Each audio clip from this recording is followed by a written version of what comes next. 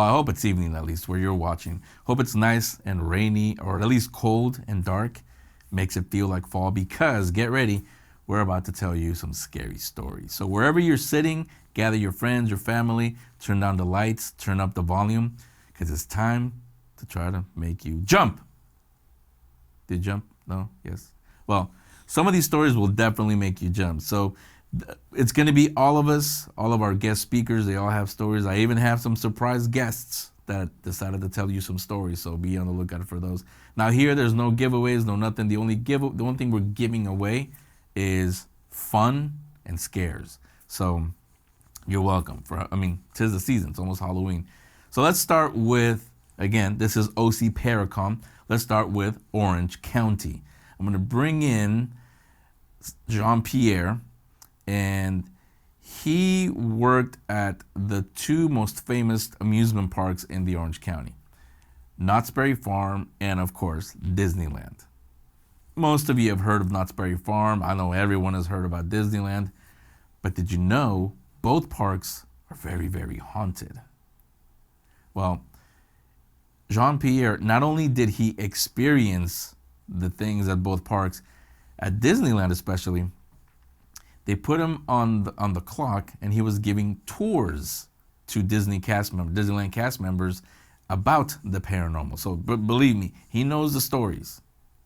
Here he is. We're going to start with those Knott's Berry Farm and Disneyland scary stories. Take it away, Jean-Pierre. Hi everybody, welcome. My name is Jean-Pierre, and growing up in Southern California, obviously I was a huge fan of going to theme parks growing up. My family actually knew the Knott family, so I grew up going to Knott's Berry Farm and Disneyland quite a bit. And when I got older and I went to college, my first job was actually at Knott's Berry Farm working in rides. And I had already been heavily into the paranormal by that point. I had mentors such as Bonnie Vent in San Diego and Richard Sennett out here in Ventura County. So I've been investigating and doing lots of stuff. So every one of my coworkers knew that I was into the paranormal. So of course, everyone came up and started telling me their stories of the paranormal. And being very inquisitive and adventurous, we would take time and try and check out some of the hot spots on our days off or when the park closed, things like that.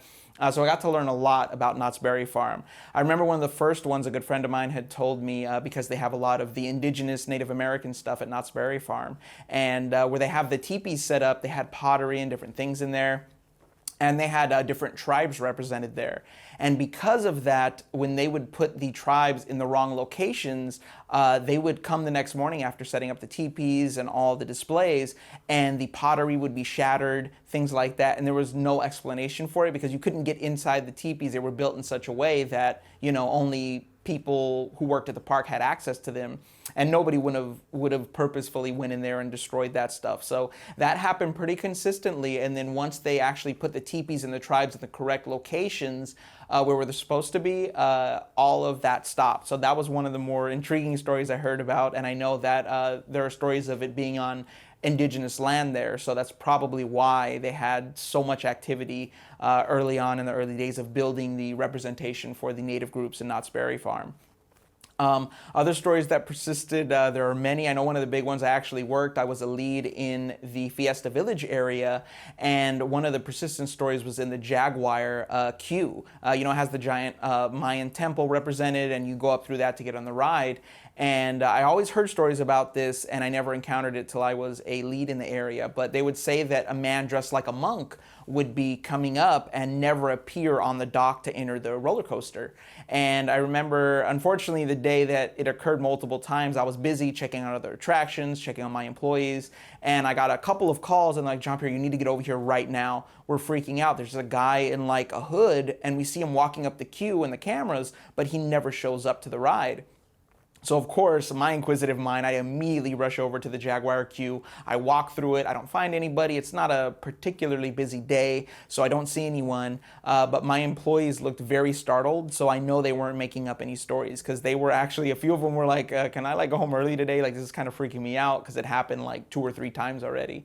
And I was like, no, but if you want to take a break, I'll take over for you so that way you can relax. I don't think it's anything to worry about. I went through the queue myself, and being experienced in the paranormal, I don't feel anything negative or, it's anything to worry about. So that calmed them down, especially knowing that I'm someone who investigates this stuff. So yeah, I stayed there for a few rotations so my employees could get a break. And unfortunately, it didn't happen again while I was there. But like I said, they were very startled. So I know that something had to have occurred because there's no way that they would have been that freaked out over, like, if it was just nothing or some sort of mistake. So that was definitely very interesting. And I know another employee had told me over the years that they would see somebody sitting in one of the carts on Jaguar, and then when they would come back, those seats would be empty. And they said it kind of looked like an older person, might be from a different era. So there's definitely a few stories about that over on the Jaguar attraction, which was really interesting. And just in general, over Knott's Berry Farm, there's been sightings all over the park. I had a particular encounter when I was just a regular employee working on the Wave Swinger attraction. That's the swings that spin around. I was sitting there, I was watching the swings, as I do, you're a ride operator, you have to pay attention, make sure guests aren't doing what, inappropriate things on the attraction. And it was this serious that I was watching the attraction, and all of a sudden I saw someone walk under it, but it looked like they walked through the fence under the attraction. So of course, immediately my reaction is like, watch what happens for safety. And then they kind of vanished, and it was in the peripheral of my eye, so I know like I didn't mistake it or anything. So I waited till it was clear. I stopped the attraction, emergency stopped it, went down, looked around, didn't see anybody. And when I'm recollecting back what I saw, it actually looked like one of the employees. It was dressed in like one of the like more festive shirts that we have in the area, and they had like a sash. So it was really interesting. And when I described what I saw to my supervisor that night, they said that's actually a costume that's not used anymore in the area, but that was a costume that an employee would wear back in like the early days of Fiesta Village. And so that was really interesting as well, to have a personal account where it was serious enough for me to stop the attraction and see what was going on. So there was definitely tons of those kinds of things all the time that occurred. And just, employees would always talk to me about seeing figures walking throughout the park when nobody was there. I'm trying to think some of the other ones. I know that quite a few things. I know that one of the biggest things, there used to be a dolphin show where they had sea animals doing tricks and stuff that lasted for a long time. But this is what I heard from many people throughout working at Knott's Berry Farm, is that a lot of the animals would pass away unexpectedly, and it would happen quite often. And it became such a big, money costing thing for the company that they just eventually got rid of the show altogether. But one of the things that was always said about that area is they said that land was kind of cursed, and you could tell by some of the things that occurred after the fact. So they got rid of the sea creature show there, and they ended up building Perilous Plunge. It was a giant big drop ride. It took you up a lift and then went down, had a big splash. You could stand on a bridge and get wet. And of course, everyone knows the tragedy, unfortunately, of the heavier set lady who perished on the ride because she didn't fit in the restraint system properly, and she ended up falling out and getting hit by one of the boats. Shortly after that, they ended up shutting down that attraction as well. And the rumors persisted amongst the employees that that land is just cursed and they don't want to build any like major things on it. And that's why every time they had the animal show or, the bigger attractions, that they had tragedies or big things that happened. So that was definitely something that really persisted throughout the park, and they were like, stay away from that area, don't build big stuff. And I didn't hear so much from the higher ups about that, but it definitely was a rumor that persisted of people that worked there for a long time. So it's definitely interesting. Some of the major history of Knott's Berry Farm in general is just that a lot of the buildings they have in Ghost Town were actually brought from the Calico Ghost Town. And at one point, the Knott family actually owned the Calico Ghost Town. If everybody's familiar with it, when you go out to Vegas, you'll pass it out there in the Calico. And so they brought a lot of real buildings over from there to build Ghost Town and Knott's Berry Farm. And they say there's a lot of activity in those areas. People see figures and have all kinds of paranormal experiences in that area. And that may be because it is tied to the Calico Ghost Town. In the early days of mining, there was a lot of accidents, obviously. A lot of people perished. And people in general and spirits, why they stick around is because they have some sort of attachment to the area, the buildings, the property, and through the experiences they had there, or maybe even passing away in that area. So Ghost Town has persisted with tons of ghost stories throughout the years, from People seeing people walking around the streets to stuff in the buildings, in the saloon, seeing people. There's tons of stories there. And I got recounted lots of stories. Sadly, I didn't have any personal experiences myself in the ghost town area while working there. But I definitely had heard all the stories. Everybody comes up to me and tells me all of them. So the saloon tended to be the area that was talked about most in Ghost Town, where the performers would have experiences where they were on stage, they would see and experience things, as well as even guests going in there and seeing things that weren't actually there. So those were some of the most common stories. I know one of the biggest ones for me, and I experienced this myself, the Calico Mine Ride is obviously one of the older, more popular rides at Knott's Berry Farm. You know, you're taken through an old mine and see how they used to mine and do things over there. There was a particular animatronic that had a pickaxe that would constantly just, bang on the wall like it was, mining.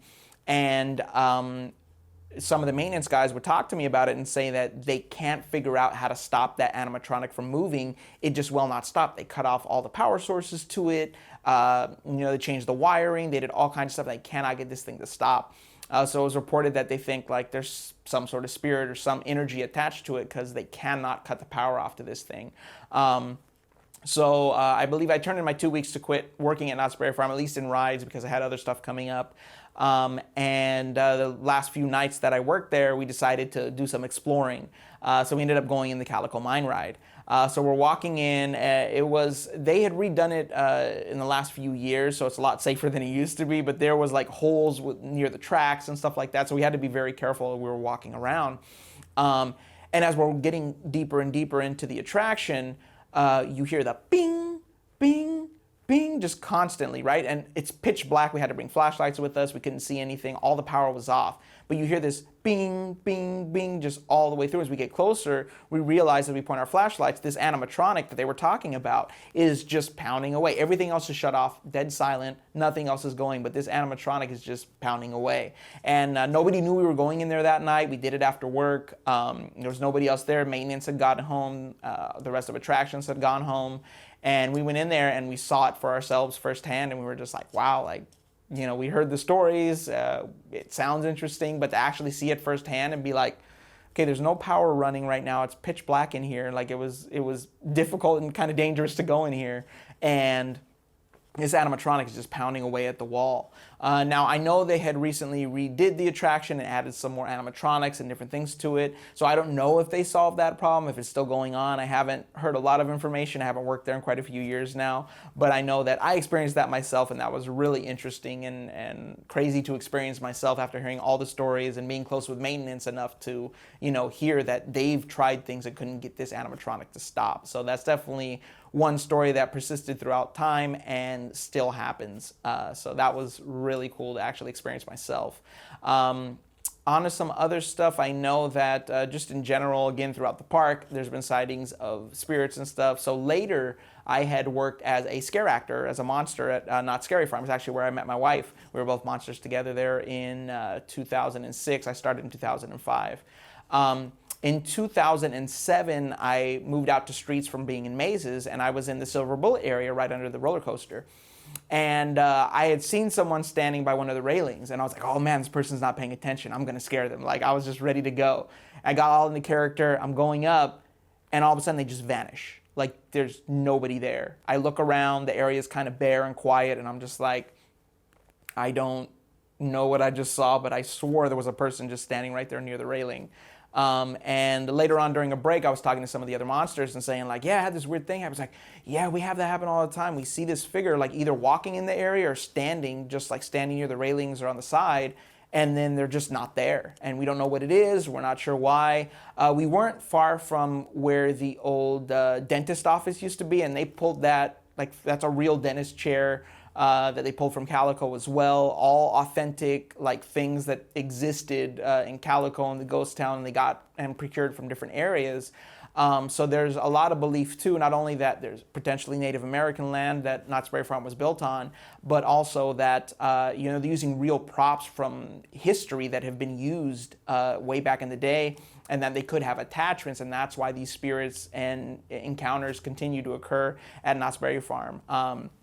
as a paranormal investigator myself for years, I actually had tried to get the park to let me investigate even without a film crew or anything, just for my own interest and knowledge. And the park was like, no, we're Cedar Fair's a family park. We don't want to, do that kind of stuff. Even though, they definitely run heavy on the gore and horror during the Halloween season for Knott's Scary Farm. It's something the company itself didn't want to be associated with. And I totally understand that and respect that. It's their choice to say that. But luckily, I was able to have my own experiences while working at Knott's Berry Farm. A few other stories that come to mind. When I was training as a lead, I shadowed somebody in the Camp Snoopy area, even though that was not my area where I was going to be a lead at. I was helping her close down the area in case sometimes they don't have a lead, we can help out and step in and help shut down the area. They still had the Peanuts Playhouse, which is actually no longer there.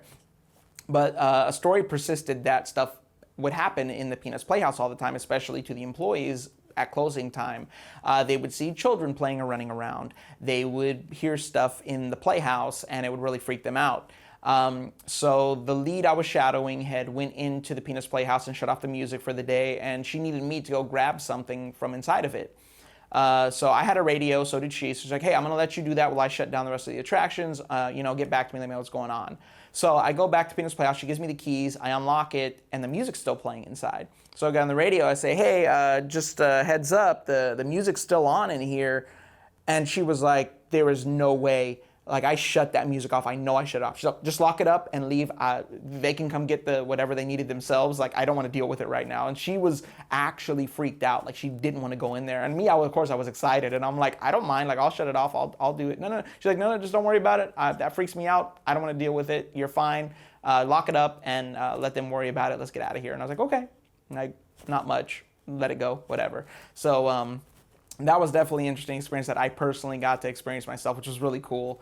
And one of the nights, like I said, I had turned in my 2 weeks. We spent a lot of those 2 weeks exploring the park, and the Peanuts Playhouse was still there. And this was after this incident occurred to me. But me and my best friend, who's my co-founder of my paranormal team, we both worked at Knott's. So we went into Peanuts Playhouse after closing, and we were hanging out, we're looking around, and both of us saw what looked like almost a child's height of a black figure, like running around the Peanuts Playhouse while we were in there by ourselves. And we're like, did you see that? Like, I thought I saw something over here. And it looked like it was like playing around one of the things that the kids could play with.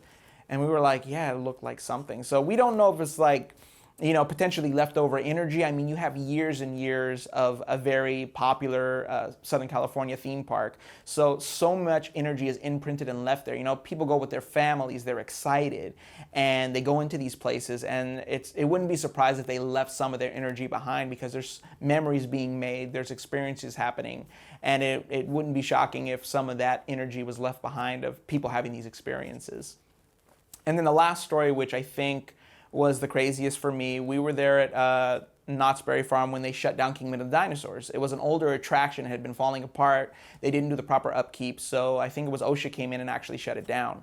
And they were kind of gutting the ride and taking some of the parts. They ended up using some of those set pieces for like the log ride, and they really beefed up the log ride when they remodeled it. They took a lot of stuff out.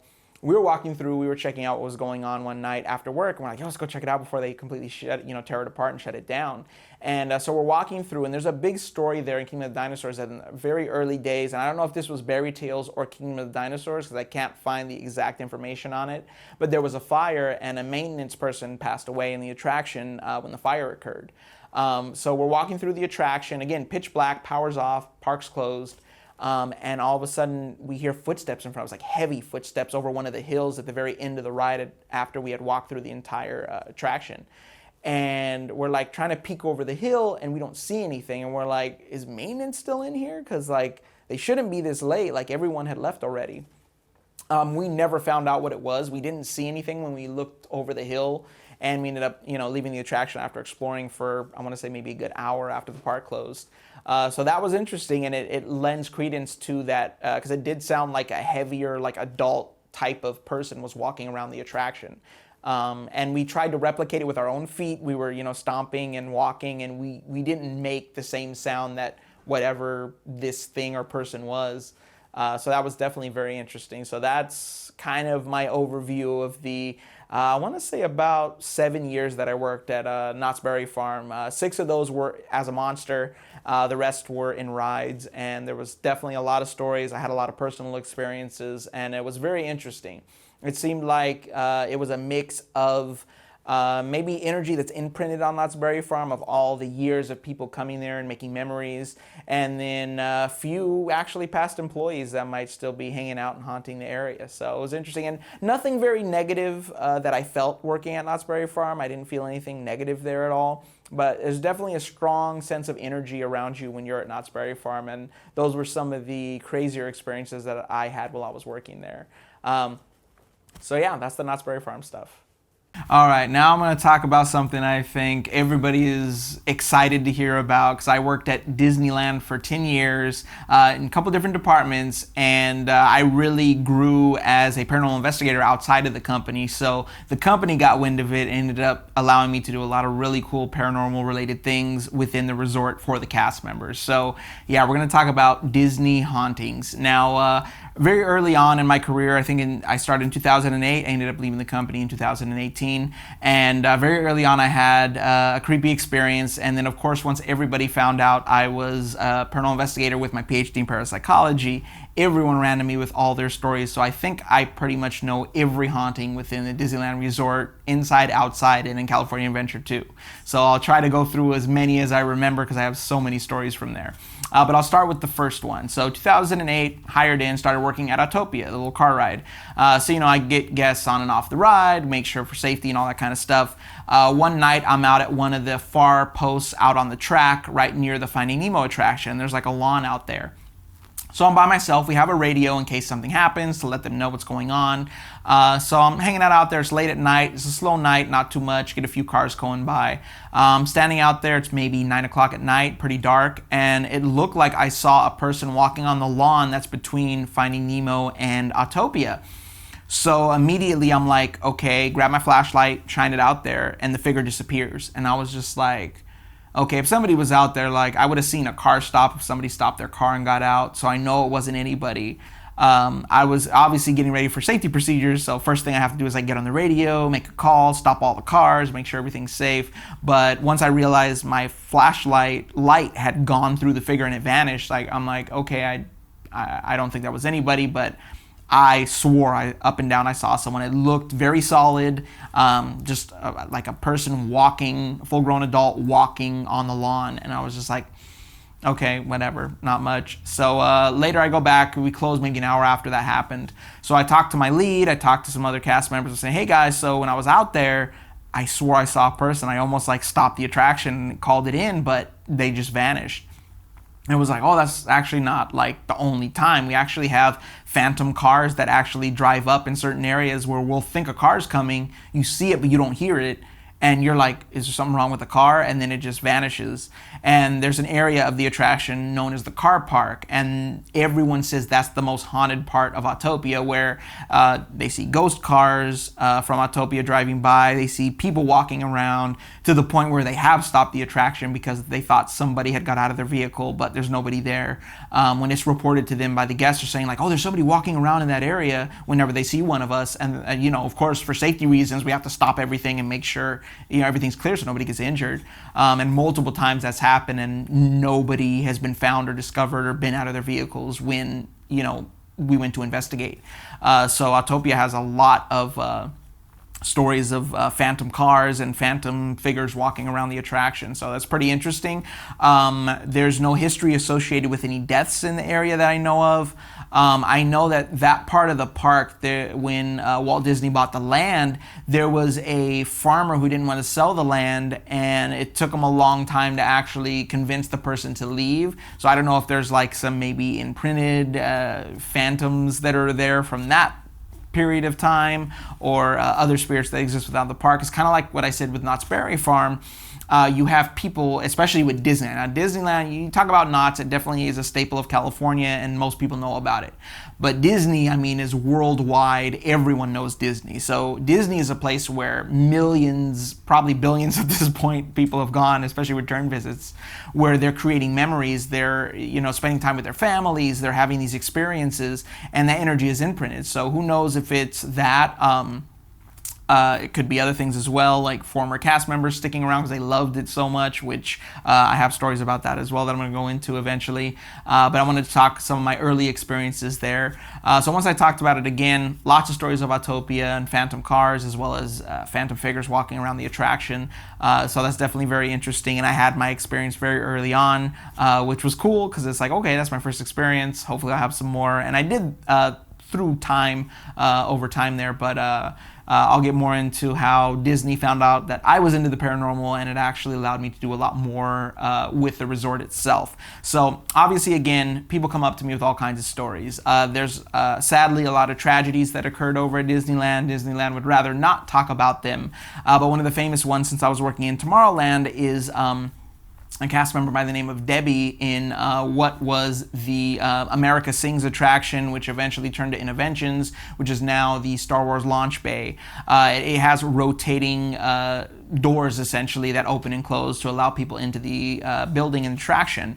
And a cast member unfortunately tried to make it through the doors as they were closing and didn't, and was crushed by the doors. This happened in the 1970s, and funny enough, my mother herself was actually in the park the day it occurred, and they had like closed down Tomorrowland and like cleared everybody out of the area because of that. And obviously it's tragic and horrible that something like that happened. And ever since, there's been all kinds of reports of paranormal activity within the building. America Sings didn't last too much longer after that, just in general, as it was an outdated show and they wanted to, upgrade it. And eventually in the 90s, they opened up Interventions, which had future tech. Honda had like new vehicles there and technology they were kind of showcasing. They had video games and exercise machines and all kinds of stuff that you could go kind of explore in the building. The stories I heard once it turned into Interventions and continued to hear as I worked there was that some of the machines that had to be physically powered, like you had to push the pedals on these machines and do different things, they would move as custodians would be cleaning the building at night. So it would freak them out, and they would be like, I don't know if I want to be in here because I heard people, I heard a scream, I saw some of the machines move on their own, they were all powered off. So that was something consistently heard and told to me through stories. I don't know if I ever had experiences while it was Interventions that I recall. I would have loved to, but unfortunately I never got the chance to really go in there and see anything happen. But there was consistent stories that were from different people from different time periods at the resort that had the same story, and these people did not know each other because I met them at different times. So that definitely told me that there probably was legitimacy to these haunting stories that occurred within the Interventions building. Now, I had experiences later on. I moved from attractions, which I worked for 6 years, over to entertainment for another 4 years before I left the company. And when it became Star Wars Launch Bay, I opened up that building, and it was all Star Wars stuff related. They had a couple of video games, but we also had special meet and greets with characters in there and stuff. And it was one particular section that I had this occur, and other people recounted their stories to me. But there was a special, like if you had, I think it was a certain Visa card, you got a special free photo and meet and greet with a Star Wars character, usually Darth Vader. We would stand outside the location and prep it for opening because it would open later in the day, and it was like a certain time period that these, special cards would be allowed inside. We were prepping early, and we were standing in front of the location, and as we were prepping, we heard, it sounded like people were in the location, right? Nobody was in there yet, but it sounded like a full-on conversation and people walking around in there. Now, obviously, we had access, so I immediately go in there and check. Completely empty, the sound had stopped. And I went back out with my fellow cast member and said, hey, did you happen to hear that? It sounded like somebody was in there. I heard talking, I heard movement. And she's like, yeah, I heard it too. And I was like, but there's nobody in there, and there's doors, so you can't get in and out without using those doors or making any noise. So we didn't hear any doors opening or closing or anything else. You cannot hear from the upper floors in that section what's going on, and it wouldn't echo down below. So we were there for a long time before the location opened, and I'd been there multiple times, and it doesn't happen all the time. So if it was consistent, I would say it's probably us mishearing something happening on the second floor, but it wasn't. And then there were other times I wasn't there that cast members came up to me without even hearing my story and telling me like, hey, Jean-Pierre, like we're hearing stuff over here in this section. We know you're into the paranormal. So, and I was like, that's funny. I actually one time opened the location and we had that happen. So, Other things that I didn't experience, but while I was in, Star Wars Launch Bay working, I would have photographers, some of the other people that worked inside of the building come up to me and say like, hey, yeah, we were closing the other night and we had someone upstairs. We thought a guest was up there because we actually saw someone. And when we went up to check and security even came and nobody was up there. So even though they didn't have as many physical objects to interact with in the building, there was still consistent stories of seeing figures, of hearing voices, of hearing people moving in the building when it was sometimes completely empty, besides like maybe one or two cast members that were there. So that was pretty consistent throughout the tragedy, unfortunately, that occurred there, to interventions, to even Star Wars Launch Bay, where people were having all these experiences, hearing things, seeing things. And again, you have different time periods. You have different people who don't know each other telling these stories, which gives a little more credibility to these things happening inside of that particular building. Now, I know that it's still open as Launch Bay right now, and they're doing Star Wars things with it, but I know that they do eventually want to change the building either into a new attraction or maybe a show venue or something, but we have yet to hear what the plans are for it at the moment. So that's definitely something that's been consistent and very interesting in that area.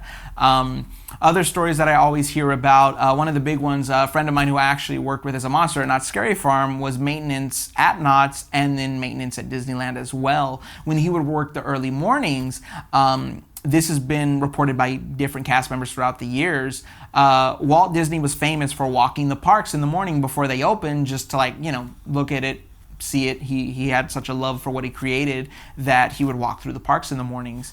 And consistently in Fantasyland is the area where it's mostly reported, although it has been reported down Main Street and other areas of the park. The main area that people say they see a man with Walt's description walking through in the wee, like 4 or 5 in the morning, when nobody else is in the park, they'll see a man of Walt's description walking through Fantasyland. And that was consistent. I heard different stories, again, from different people over different time periods, that this happens quite a bit. In relation to that, I had an experience where for a short time during the summer, I got a summer job where I worked third shift custodial at Disneyland for about, I want to say 2 or 3 months. And one evening when I was getting some of my equipment out, one of the day ops people was closing Walt's apartment, which is above the fire station. He was famous for having an apartment so he could oversee the park while he was there and he was alive. And there's lots of reports that people see the lights turn on by themselves, that they see Walt's figure walking around the room during the day and at night sometimes. One of the day ops had just closed the room down and shut everything off. And as I was getting out my gear to start my shift, she asked me if those lights were on when I walked up. And I said, yeah, they were. And she looked kind of freaked out. And she said, I just shut those lights off and I locked it up. I'm kind of freaked out. Would you mind taking the keys and going, shutting those lights off again for me and locking it up? And I said, yeah, that's fine. Again, being in the paranormal, I'm excited by this. Yeah, you found the right person to do this. I'm going to go up there and lock it up. So I had no idea what had happened, but I unlocked the door, shut the lights off, and I just kind of jokingly said, good night, Walt. I hope you're good. Hope you're enjoying, what you created or whatever. Just kind of create a positive interaction if there is something there. And if it is Walt himself, maybe create a little positive experience with that. So yeah, I locked it up, shut off the lights, and they always keep one particular lamp they have in there that's on all the time, and that's kind of a nice gesture to Walt if he's around, that that they're acknowledging his presence there. But some of the other lights are turned off, so that's why I think the lady freaked out, because those lights were definitely turned off. So I went in there, shut off the lights, that lamp stayed lit obviously, and I said goodnight, locked the door up, gave the keys back. She thanked me profusely. She was really freaked out by it because she knew she turned off those lights, and you have to physically turn those lights on through a switch. You can't do it any other way.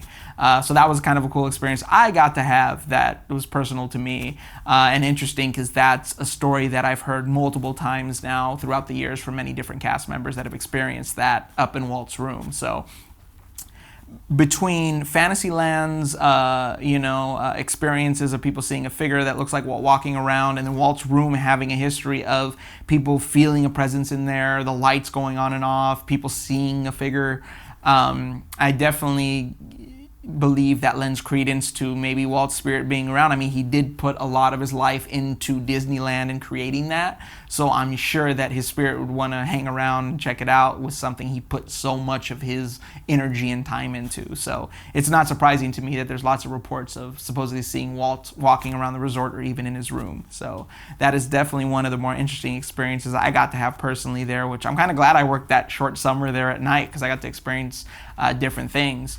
Also, in relation to that, working third shift, one of the scarier things that bothered a lot of people, and this is something I have to kind of preface the story with, is that Disneyland obviously means a lot to lots of people all around the world.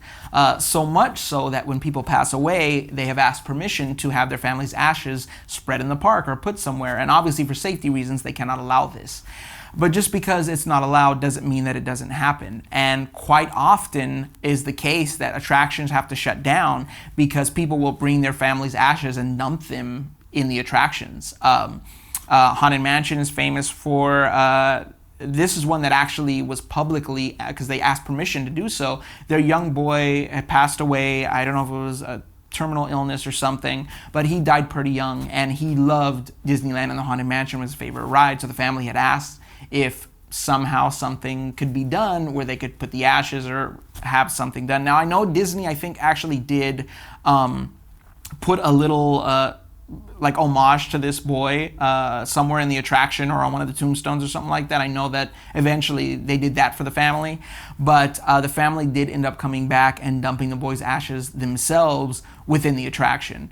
And so one of the persistent stories that is heard in Haunted Mansion is that people will see small children running around playing, hear small children, and that's a common theme. Working third shift, I was privy to hearing a lot of the stories from third shift custodial, and there's third shift custodial that refused to work Haunted Mansion and even ran out because they were cleaning with the power completely off, and they heard children running around laughing and playing. So that obviously interested me. I never got to work it myself, but I did get to be on and near and around the attraction while working there. And I had personal experiences as a guest, but never as an employee there or a cast member. So I'll recount my experience with my best friend, who's actually my co-founder of my paranormal team.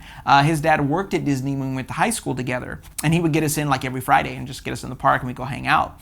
One particular Friday, very slow day, one of many people there, so we love Haunted Mansion. We jumped on it. We're just hanging out. We get to the end, and right before the mirrors where the ghost is in your dune buggy, we thought we saw a little boy run through like the brick wall that's there. And I was just like, hey, did you see that?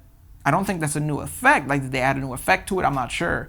So we ended up going back on the ride. It was no lines. We're like, cool, let's just go back on and see if we see it again. So we go back on, get back on. We're going through and we don't see it the second time. And I was like, I know what I saw, and my friend has seen it too. And I was like, so I know we both saw this, because if I'm imagining it, you wouldn't have seen it.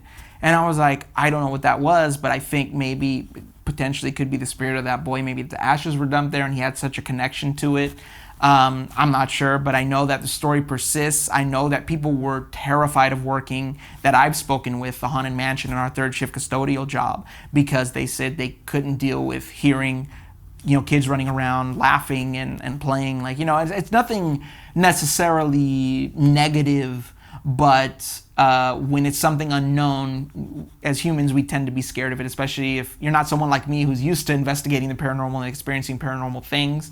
Yeah, there was, literally, when we started working there, people obviously caught on really quick that we were into the paranormal, so they started swapping stories, as it usually happens.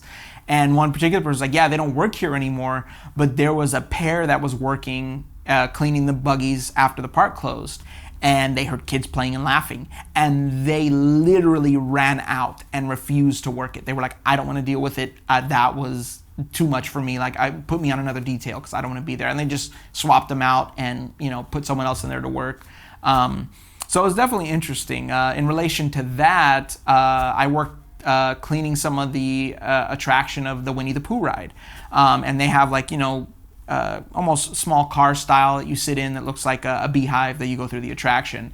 And they also have some of the old, it was the bear show. I forget the name off the top of my head, but they had the Bears Jamboree, something like that. So that attraction, they have some of the heads of the bears. It's kind of a hidden secret in Winnie the Pooh. If you look back, you'll be able to see they're like mounted on the wall inside the attraction. I was in that section of the ride. I was cleaning one of the carts. It was me and another guy on the detail. So he's at the front, I'm at the exit, and closer to the exit is where that is at. So I'm on like 3 or 4 cars in cleaning.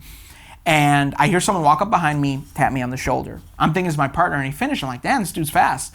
I turn around, nobody there. And I was just like, okay, like nobody could have ran that fast or disappeared. Like somebody definitely tapped me on the shoulder. So I continued cleaning, just kind of looking around, seeing if there's anybody or anything going on. Nothing else happened that night, but I was able to go back because there was maintenance were by the cameras when that happened. So I was able to find maintenance, and I said, hey, by chance, were you at the camera at this time? Because I was cleaning the cart and I had something happen. It's like, yeah, we saw you look back. We didn't know what had happened, but yeah, we were by the cameras when it happened. So I explained to him like, hey, so I was cleaning the cart. Somebody walked up behind me, tapped me on the shoulder. So there's pressure mats on the attraction, on those types of attractions, that in case somebody jumps out of a cart, it'll stop the ride for safety. They're not on, obviously, because we're in the attraction cleaning, but it will still monitor when we're stepping on those pads. So when I went to maintenance that was at the cameras and I asked them if they saw anything, they said no. And I told them what happened. I said, so I heard someone walk up behind me and tap me on the shoulder. That's why I looked. I thought it was my partner. He's like, no, and your feet are registering as on those pressure pads here.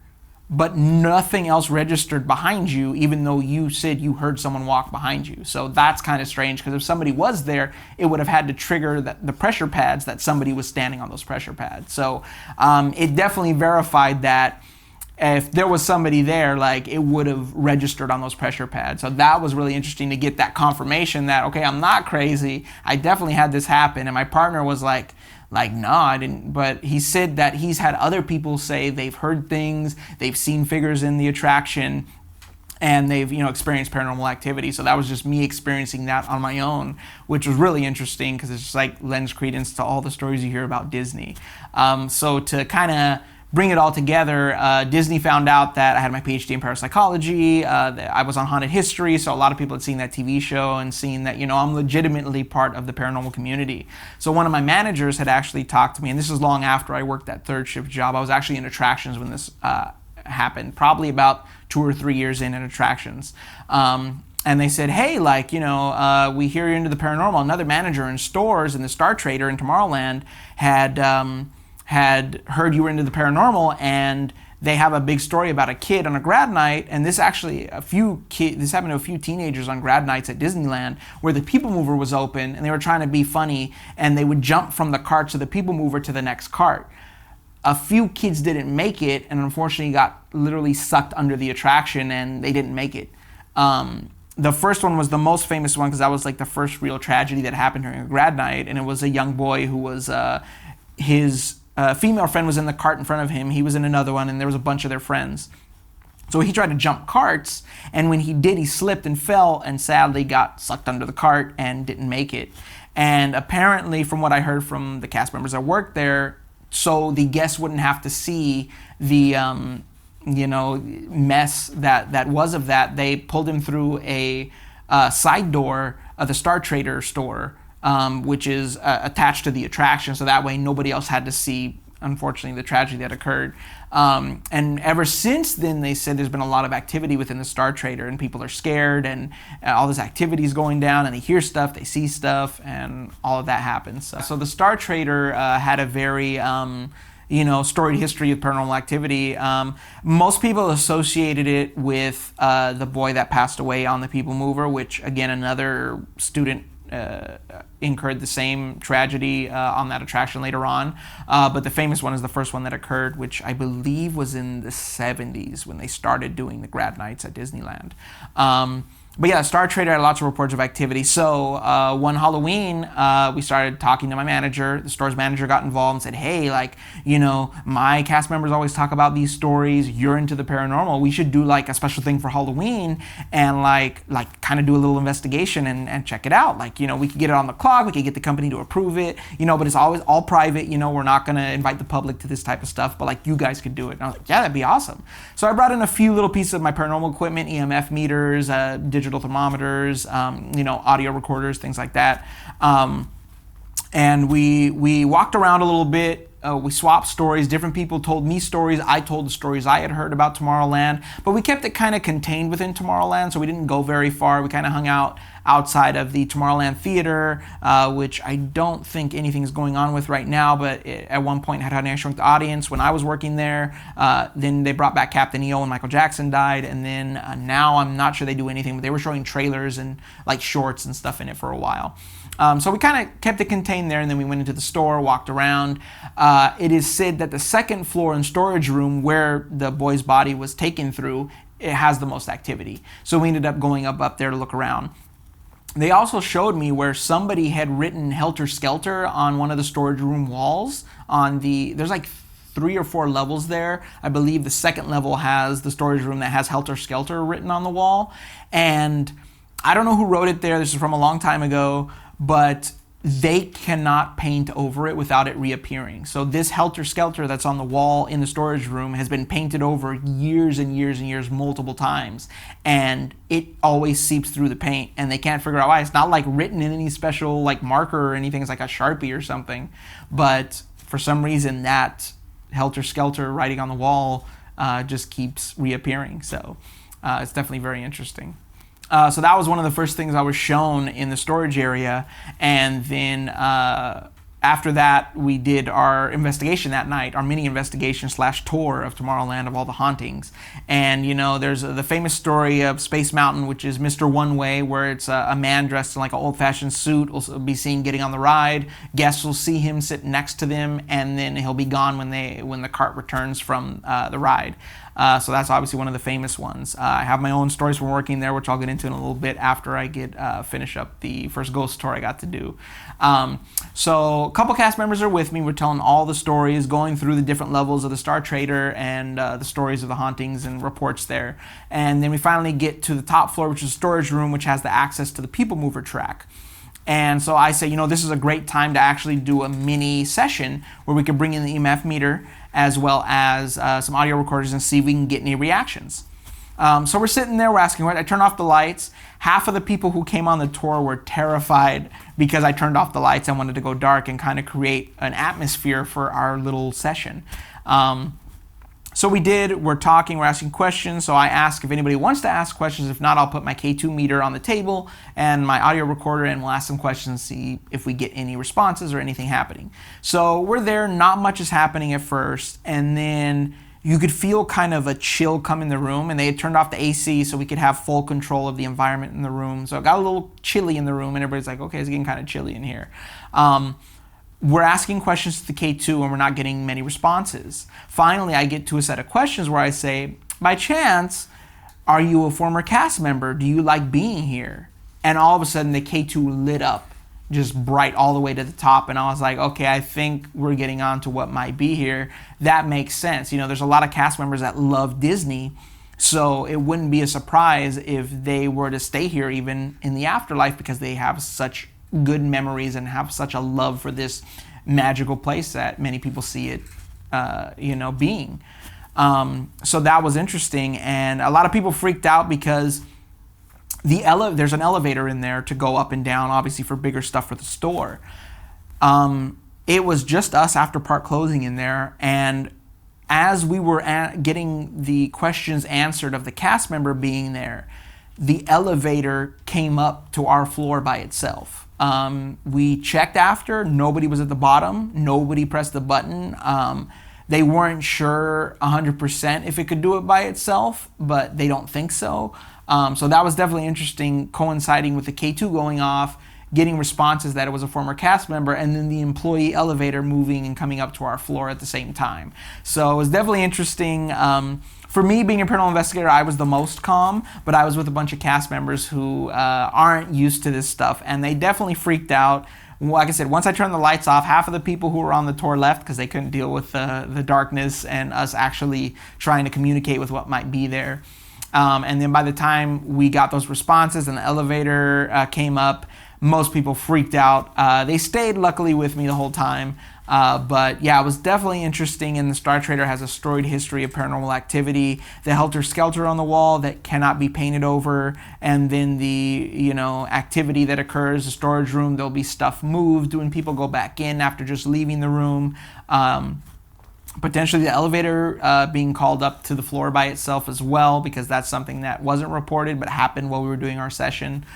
We didn't have any other activity other than the responses to the K2, only when we discussed if it was a former cast member and the elevator moving. But it was interesting enough that it freaked out all the cast members that were on my little mini tour.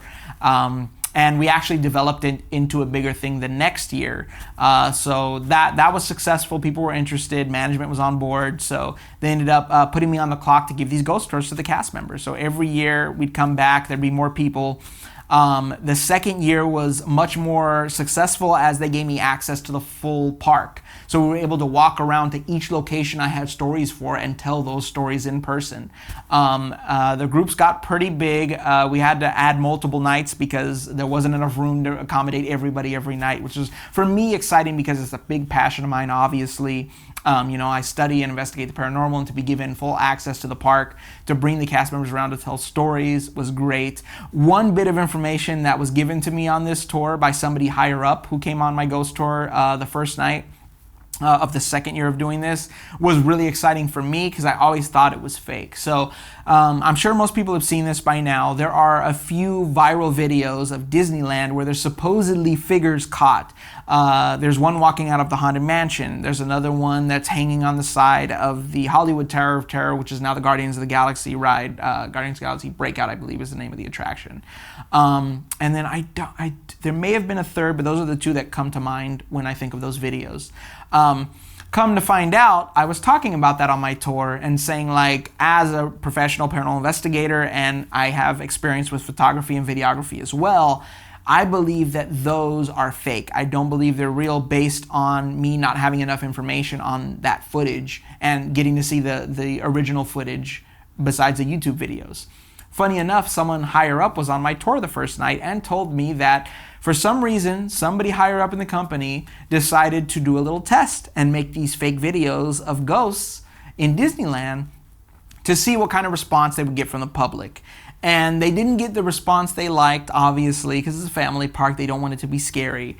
But that was done internally to see if, I don't know, maybe they could derive something else, maybe some sort of entertainment out of it or whatever. But it didn't go the way they planned, so they kind of just backed off. And I know those footages were released on like burner YouTube accounts, so there wasn't like anybody associated with it necessarily, so they couldn't link it back to the park and actually make it legit video. But I wasn't surprised when I found out they were faked, because to me they had all the markings of a fake video, and once I heard that from somebody higher up in the company, I was like, yeah, that makes total sense. So that was really interesting to find out, because a lot of people didn't know, and to get that confirmation from somebody higher up in the company, sorry to say that any ghost footage you see from Disney of figures and stuff most likely is fake, because I have some evidence I'm going to show later that came from inside the company, and they did not want this information to be public. Like, they did everything they could to, like,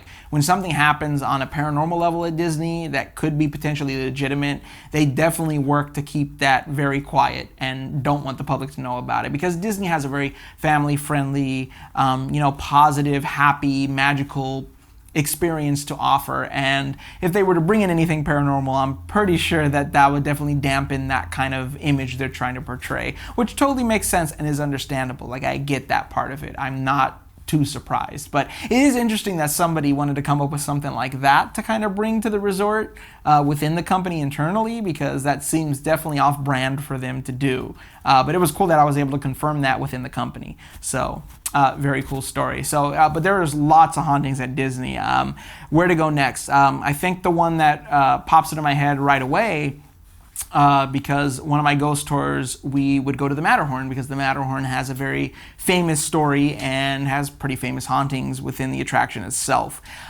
So there's a famous little dip on one of the tracks on the Matterhorn that's known as Dolly's Dip. for a lady who had taken off her seatbelt and stood up to check on her child she was concerned with, ended up being thrown from the cart and hit by the next one. Now, I don't know that she necessarily passed away. The information on that is vague.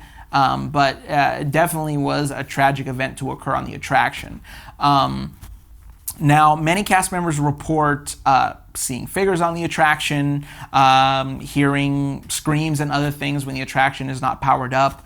I have my own experience. Again, it goes back to my co-founder of my paranormal team. We went to Disney one Friday. It was right at closing.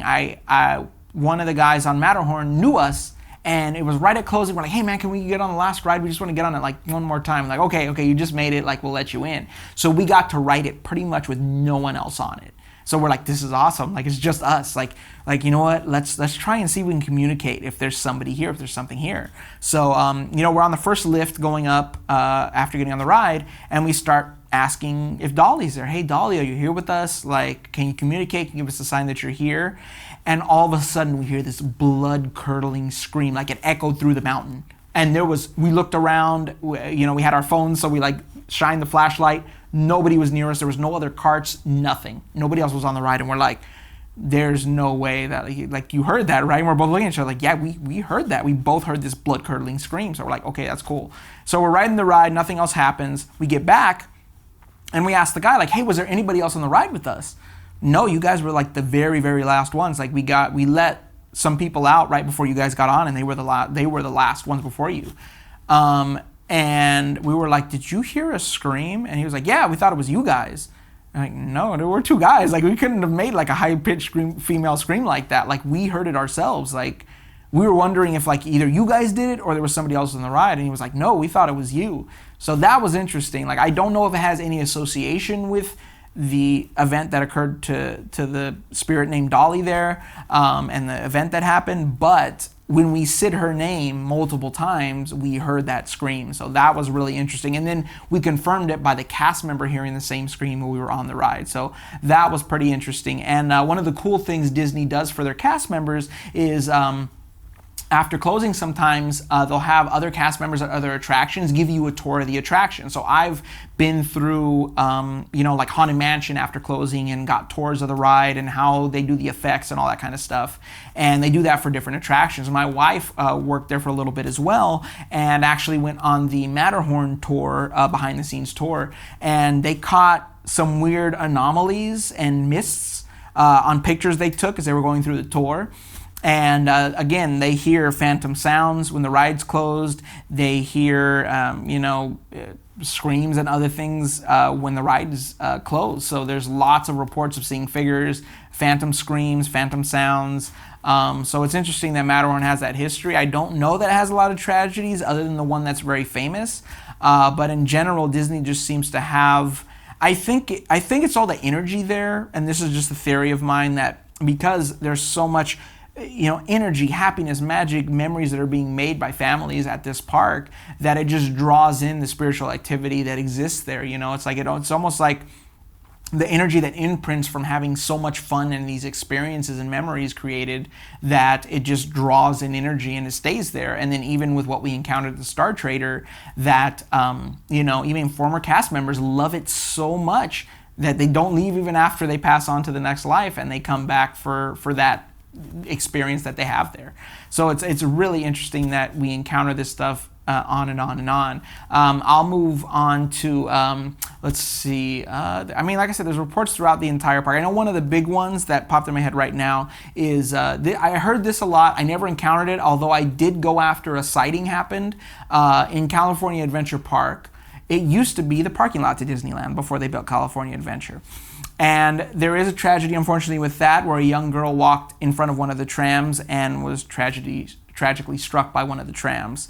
It is reported that when the parking lot was there, people did see a phantom girl walking around the parking lot. And now that they built California Adventure, when it was Bugs Land, I now believe it is the Avengers Campus, but it was Bugs Land, it was the little caterpillar train ride. That ride reportedly was stopped multiple times because guests reported seeing a little girl walking around. And obviously that's a big safety issue when you're dealing with attractions. I was called when I was in entertainment. They knew I was the ghost guy. And I worked in both parks with all the characters all over the place. And they're like, hey, like somebody reported seeing a little girl on the ride. You should go check it out. So I went there. I was working somewhere near that area on the shift. And I went over there and the cast member told me, yeah, like, and they brought me to the area and said, yeah, right here earlier, a guest said they saw a little girl walking just on the side of the Caterpillar train. And I was like, okay, and what happens? Like, well, we stopped the ride. We didn't let anybody else on. We went to investigate. No sign of anybody getting off the ride. Some people in the back of the train didn't even see it. Like only the people in that particular car of the train actually saw the little girl. And this has been reported over and over again. And not only in that area, but actually when they used to have the Muppets 3D show, they reported seeing a little girl inside the theater. So this little girl supposedly moves around California Adventure quite a bit. She doesn't stay like contained to one area of the park, but actually moves all over the place. So it was definitely very interesting to hear this story, to actually go there right after a sighting occurred. And these cast members didn't seem like they were making up a story. They also said that the guest that reported it seemed very serious about seeing this, and that it wasn't like, oh, I thought I saw something, but they were like, no, you need to like stop the ride. There was a girl walking around. So every time these things have occurred at Disneyland that I've actually been around for, it seems that everybody's very serious about a serious incident happening and being careful, rather than like, oh, I saw a ghost. It's more like, no, I'm worried about somebody. And that lends more credence to these stories, that there's people out there really worried that something's happening and somebody could get hurt.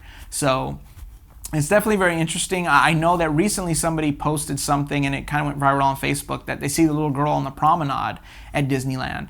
I've never heard that. Somebody sent it to me because they know I know these stories. But I was like, I've never heard that before. I wouldn't be surprised. Again, this little girl travels a lot from what I've been told of all the stories of her.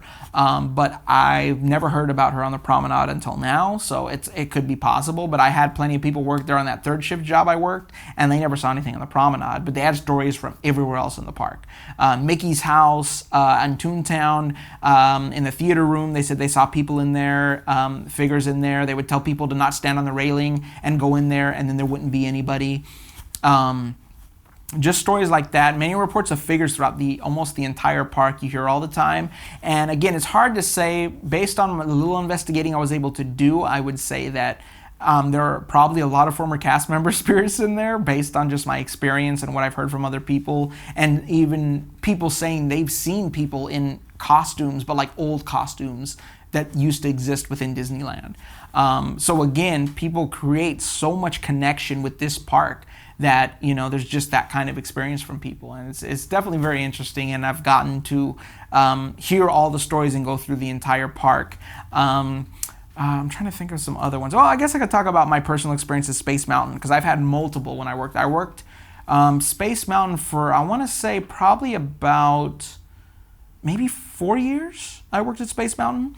It's considered a very, the e-ticket attraction is one of the top attractions at Disneyland. Everybody goes there for that one for sure. And when I was training on it, we have to get trained on walking the entire track, inside and out, all the doors, all the different ways to get in and out, for safety reasons. When you do that, you have to get there early, like 5 a.m. to do the walkthroughs of the ride. So that was the first day of training. So we're walking up on one of the stairwells that goes into the track of the attraction in case you need to emergency exit people out. And we have to check that these doors are locked during the day because we want to make sure nobody has, access to these areas. So we're walking up, and it's like backstage, it's a maze to get through a lot of these areas, and we have to learn it. We checked those doors. They were all locked. As we were walking down, we stopped at the bottom of the stairs because our trainer was telling us various information about the ride that we needed to know. And as we're standing there, we hear footsteps coming down the stairs behind us. No possible way, because maintenance is done doing their checks. We're the final check for the attraction. So there's no possible way anybody could have been walking down those stairs, because we make sure that door was just locked. So we both kind of freeze, me and the other trainee, and we're just like, you heard that, right? Yeah, I heard that. You heard that? Okay. We look at our trainer. You heard that, right? He's like, yeah, I heard it, but we got to continue training. And he's like, this stuff happens here all the time. Like everybody knows, it's well reported that it's Space Mountain's haunted. So it's nothing to really worry about. But yeah, we kind of have this stuff happen quite often here. And it's like, okay, cool, interesting. So, we're going to do our thing, our walks, finish it up. Nothing else occurred other than that particular staircase in that area. We heard the footsteps behind us. Fast forward years later, I'm closing the ride. I have a lot of experience already. Me and another fellow cast member are doing our track walk up Space Mountain one morning, 5 a.m. I'm walking, I'm checking my side, right? There's two different walkways we check, so we can cover more ground, we cover certain areas. So the other older cast member's been there for a very long time, is on the other side of the track, I'm over here. I'm checking, and I look up, and I thought out of the corner of my eye I saw him, but he was already past that point. He couldn't have been there. So I was like, was that him? That couldn't have been my fellow cast member. Like, he wasn't over there. And I was like, okay, so I continued checking the track, doing my walk. I get back and I say, hey, were you in this area at this point? He was like, no, I passed that. I passed that like at first. Like, that's where I go first. And I was like, yeah, I swore I saw somebody walking there. And he was like, no, I passed that. So nobody else could have been behind me because, the checks we have to do, we have to make sure behind us is all covered and locked and nobody else will go past it at that point. So that was another interesting thing and it looked like somebody in a Space Mountain costume, like the same type I was wearing. So it wasn't anything like too old. It seemed like it could have been you. And it wasn't. So yeah, there's been tons of reports of all kinds of stuff at Space Mountain, which is really interesting. And again, we have cameras on there. There's been stuff sitting on the cameras.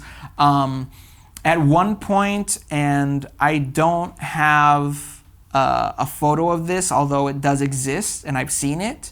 There's the exit tunnel where the cart comes out of Space Mountain. There was at one point, there was no cart there, but a ball of light came like all the way down the tunnel at the exit when no cart was coming through. And somebody actually snapped a picture of it because we have cameras there. And they showed me the picture of it, and I couldn't account for any light creating that because it looked like a self-contained ball of light. And there was no maintenance going through because the ride was open. So that would be a huge safety concern if somebody was walking through, because when the carts are on the track, there is no space to walk through while a cart is moving without getting severely injured. So it couldn't have been maintenance or anyone else because we were just waiting for another train to come through that tunnel. So that was really interesting to catch. There was another photo I was shown, which I don't know because I don't have the original, but it does show a figure on the side at the exit tunnel again. It looks like a male figure standing there, but it's kind of almost deformed and kind of looks kind of like a glop of something, like standing. But I couldn't confirm that one. The light was a lot more interesting that I saw, and unfortunately I wasn't able to get a copy for myself. It was on somebody's phone, but it looked interesting, and I didn't see any trickery that I could say it was faked, so it could have been legit. The other figure, I couldn't say much. That one gave me a little more like it could have been mistaken or a weird light trick. I couldn't say much, but there was one thing I was able to get out of Disney while working there when I was working in Space Mountain. A good friend of mine worked in stores. We had already been doing the ghost tours for years at this point. She actually even helped some of that happen by letting people know, who I was in her department. And I'm on lunch at Space Mountain that day, and I get a call. Hey, Jean-Pierre, on my normal phone. Hey, Jean-Pierre, are you here? I'm like, yeah, I'm on lunch. You need to come to the shop right now. Like, what? I can't tell you. Just like, I sent you pictures, but come right now. Like, I don't know if this is going to be here much longer. I run out there. They're already kind of getting rid of the photo, but they gave me pictures of what they caught. So she tells me, you won't believe what happened. This couple comes out. You see them walk up, look at their photo. Their faces like turned pale. They freaked out, and they ran up to the desk at the store, and they're like, can you bring up this photo, this number? Yeah. Do you see that what's behind me? Yeah. There was nobody behind me on this ride. Like, there was nobody behind us. It was serious enough that there was multiple managers when I got there reviewing this photo.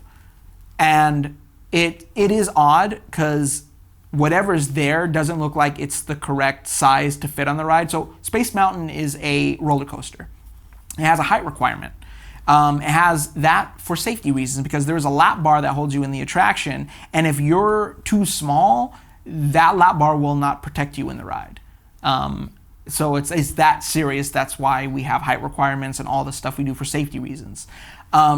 It looks like there's somebody sitting behind them who shouldn't be there. It's very strange, and you guys are going to see the photo. I have it with me, so it should be projected near me, I'm guessing.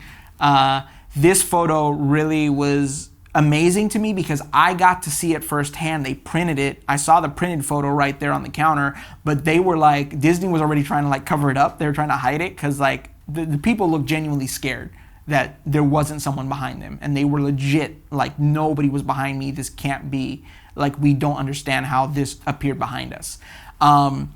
And the story I recounted, the couple was leaving when I got there, so I didn't get to firsthand hear their story. But based on my friend, she's more of a skeptic, so I don't really see her fabricating this to me, because she knows I believe in it, even though I approach the paranormal with the scientific method as well as the spiritual. That I question things, but she seemed very sincere about what the couple told her and about not understanding what's in that photo, because it looks odd too if you really look at it. And just what occurred was really strange and crazy. So I was very happy that I had that much understanding about myself at the resort, that when something like that happens, people call me immediately like, Jean-Pierre, you need to see this because we don't know what it is. And literally there was, every manager from stores was present. This photo was printed. People were looking at it, analyzing it, trying to figure out how this couple said somebody was not there when they were on the ride, but showed up in the photo. It definitely looks odd. It doesn't look 3D, like three-dimensional like we do. One of the maintenance guys that I talked about earlier, who said he saw Walt's spirit in Fantasyland, he got a copy of the photo, and he used 3D spectrometry on the photo to see the images that were physically there in 3D. And whatever is there in the photo doesn't pop up as 3D, three-dimensional like it's there. It's flat. It's flat where the computer could not make it 3D when it did the mapping of the photo. So definitely one of the most interesting things I've ever encountered at Disney. And I mean, there's so many stories I've encountered, myself, as well as been told by everybody at the resort, because they knew who I was, and my connection to the paranormal. So, but this is definitely some of the most compelling evidence I've encountered that I cannot explain myself, and luckily I have a copy of. So that's my story of Haunted Disneyland. So next time you're there, keep your eyes out, because people have seen stuff everywhere. I'm sure there's stories I skipped and missed, but that's Haunted Disneyland for you guys.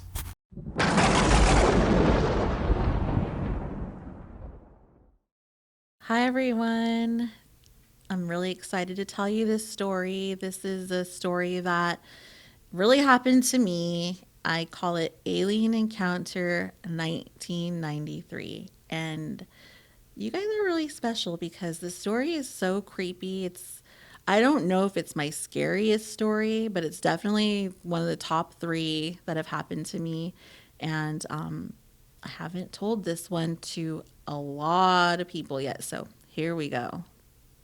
1993, I was about 12 years old, summertime, living with my parents at home in Arizona, of course. I was only a kid.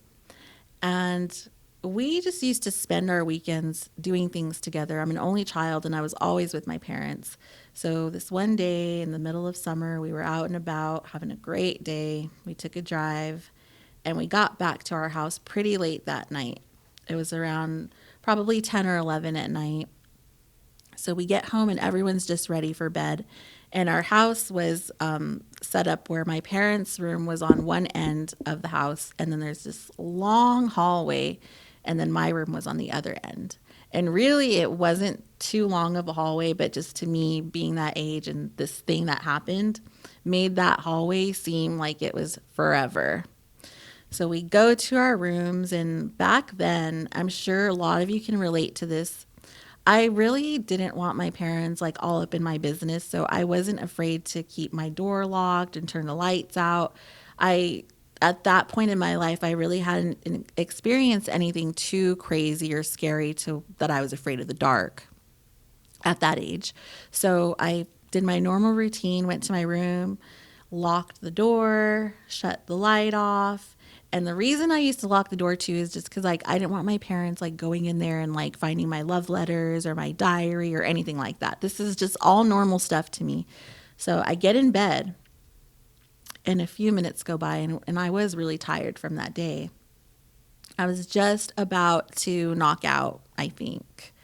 And I started to hear footsteps on my carpet. And I just immediately got cold and I felt shocked and scared because the first thing that came to my mind is that someone broke into our house while we were gone all day because we went on a long drive.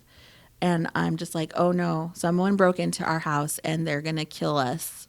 And who even knows if they've gotten to my parents or is there anyone else in the house? I mean, that's where my mind was racing and going towards. So I decided to play dead and just be still and just not make a sound or a movement because I just wanted whoever that was to take whatever they wanted from us and get out of the house without causing any harm to us. And I continued to hear the footsteps just kind of wandering around my room. And then they did stop for about maybe what seemed to be like a minute or two. It was just silent. But I still felt intuitively like not moving or even like trying to breathe. So it was around that moment when I heard the footsteps start again, and they went from the side of my bed where I was laying at, and they sounded like they went to the front of my bed where my feet were. So remember how I told you guys it was the middle of summer. We lived in Arizona back then. You don't wear socks in the middle of summer in Arizona. So I had my little feet chilling right there at the end of the bed, and I felt what I'm going to call fingers, cold, slimy, long fingers just go right in between each of my toes. And they seem to go on forever. My hands are small, but these fingers felt really long, maybe like 10 inches long.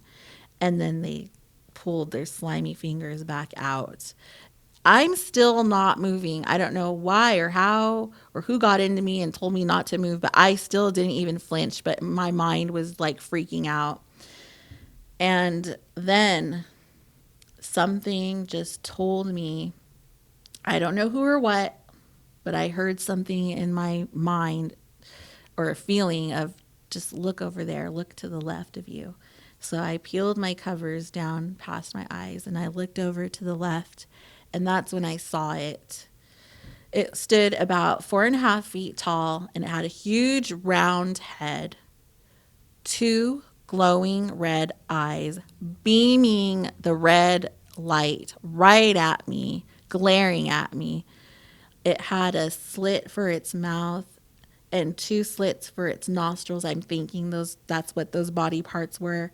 It wasn't a human. It wasn't a guy or anyone that broke into our house, you guys. Well, it was someone that did invasively come into my house. It was an alien.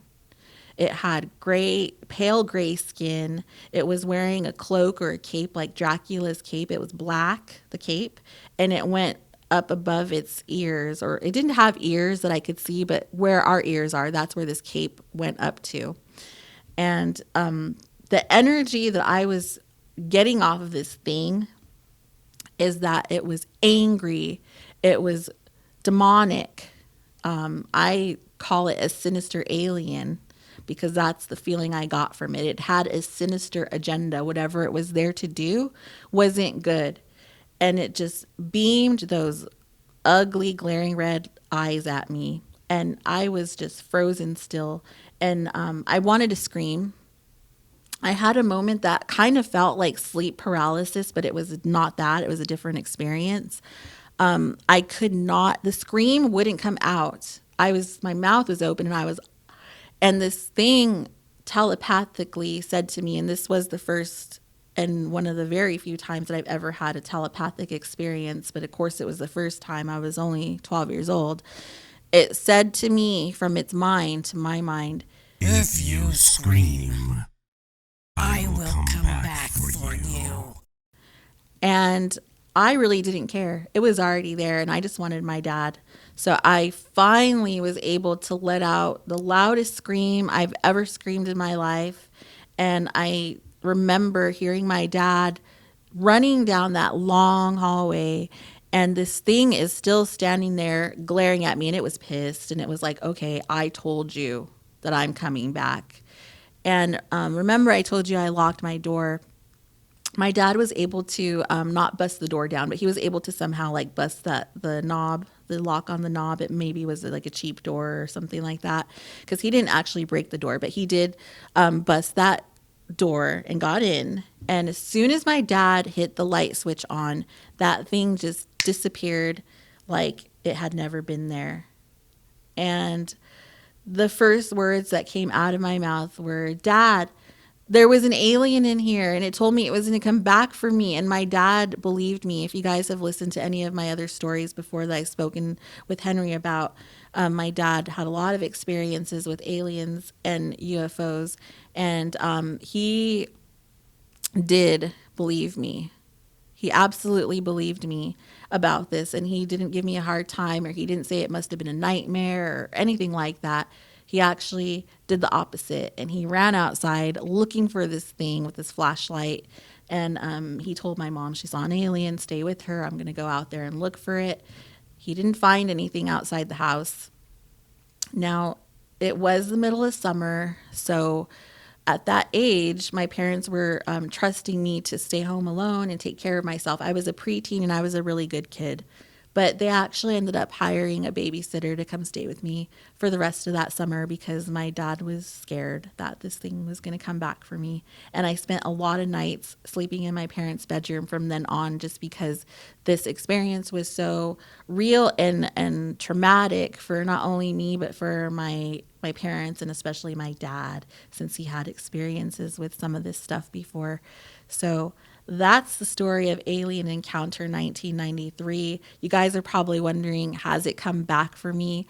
Not in that same way that I'm aware of, but I've had a couple incidences where I've had a really vivid lucid dream that this thing, or these things, he brought like some friends with him, did come back for me. Maybe I'll go into detail about those experiences another time, because I could be here forever telling you that. But on that note, I'd love to share that with you guys again another time.